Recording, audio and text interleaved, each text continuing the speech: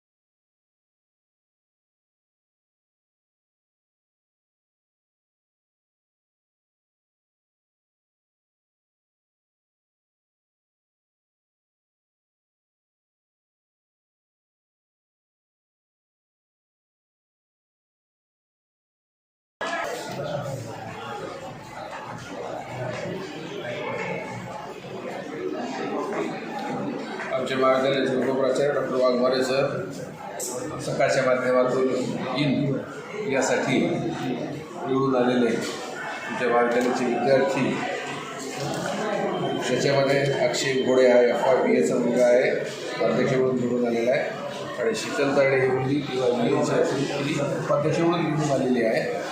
त्याबद्दल मी आमच्या संस्थेचे सन्माननीय अध्यक्ष डॉक्टर संजय शिवाजीराव काळे, त्याचप्रमाणे आमचे विश्वस्त मंडळाचे सर्व पदाधिकारी, त्याचबरोबर विश्वस्त प्राचार्य, उपप्राचार्य, मी स्वतः अध्यक्षपदी आणि सर्व स्टाफच्या वतीनं या दोघांचे हार्दिक अभिनंदन करतो।